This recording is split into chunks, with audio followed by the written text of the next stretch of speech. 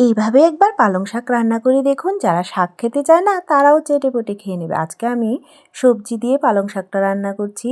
তার জন্য আমি এখানে নিয়েছি আলু, গাজর, ফুলকপি আর বেগুন ছোটো ছোটো টুকরো করে কেটে নিয়েছি। আর তার সাথে এক আটি পালং শাক নিয়েছি। পালং শাকটাকেও আমি এবার কুচি করে কেটে নিচ্ছি। পালং শাকটাকেও কুচি করে কেটে নিলাম। এবার এটাকে সাইডে রেখে দিয়ে আমি রান্নায় চলে যাব। চুলায় কড়াই বসিয়ে তার মধ্যে সর্ষের তেল দিয়ে দিচ্ছি। সর্ষের তেলে আজকে রান্নাটা করব। তেলটা গরম হয়ে গেলে তার মধ্যে আলু আর গাজরটাকে দিয়ে দিচ্ছি।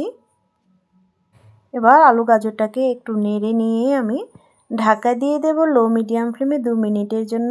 তাহলে আলু গাজর একটু সেদ্ধ হয়ে যাবে। ঢাকনাটা খুলে নিচ্ছি। 2 মিনিট পর ঢাকনাটা খুলে একটু নেড়ে নিচ্ছি। ঢাকনাটা খুলে নেড়ে নিয়ে তার মধ্যে ফুলকপিগুলোকে দিয়ে দেব। ফুলকপির টুকরোগুলোকে আমি গরম জলে ধুয়ে নিয়েছি। এবার তার মধ্যে পরিমাণ মতো নুন আর হলুদ গুঁড়ো দিয়ে দিচ্ছি। এবার মিশিয়ে নেব।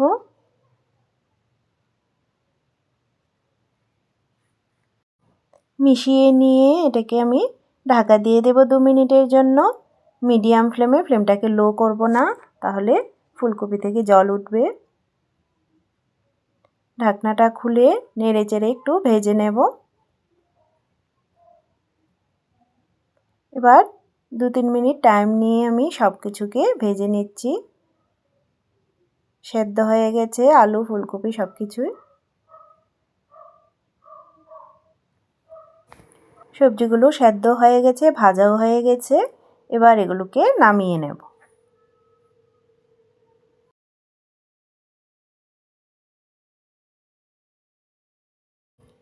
সবজিগুলো নামিয়ে আমি বেগুনগুলো দিয়ে দিচ্ছি। বেগুনগুলোকেও হালকা করে ভেজে নেব। সামান্য পরিমাণ হলুদ গুঁড়ো দিয়ে দিলাম। এবার বেগুনগুলোকে মিডিয়াম ফ্লেমে ভেজে নেব। বেগুনগুলোও ভাজা ভাজা হয়ে গেছে। এবার এগুলোকে নামিয়ে নেব। বেগুনগুলো নামিয়ে কড়াইয়ে আর একটু তেল দিয়ে দিলাম। এবার তার মধ্যে সামান্য একটু 5 ফোড়ন আর দিয়ে দিচ্ছি একটা শুকনো লঙ্কা অর্ধেক করে। ফোড়নটাকে একটু লাল করে ভেজে নিয়ে তার মধ্যে আমি দিয়ে দিচ্ছি থেতো করা রসুন। এখানে আমি 8-10 কোয়া রসুনকে থেতো করে নিয়েছি।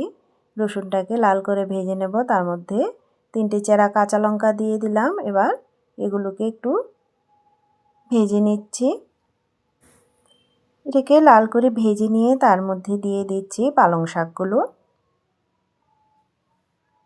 মিশিয়ে নেব।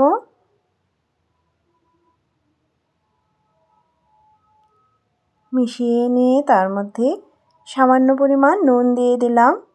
আমি সবজিগুলো ভাজার সময় নুন দিয়েছি, তাই নুনটা একটু বুঝে দিতে হবে। তার মধ্যে সামান্য হলুদ গুঁড়ো দিয়ে দিলাম। ভালো করে মিশিয়ে নিচ্ছি। ভালো করে মিশিয়ে নিয়ে ঢাকা দিয়ে দেব 2-3 মিনিটের জন্য। 2-3 মিনিট পর ঢাকনাটাকে খুলে নিচ্ছি। দেখুন শাক থেকে জল উঠেছে। এটাকে আমি আরও 2 মিনিট রান্না করে নিচ্ছি মিডিয়াম ফ্লেমে। মিডিয়াম ফ্লেমে 2-3 মিনিট রান্না করে নিয়ে এবার তার মধ্যে সবজিগুলোকে দিয়ে দিচ্ছি।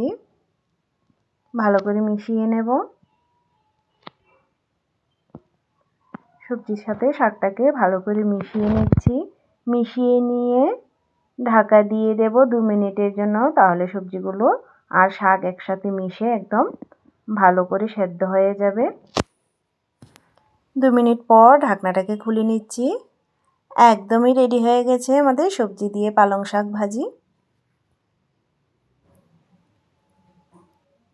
এবার তার মধ্যে আমি দিয়ে দেব 1 চামচ পরিমাণ ঘি।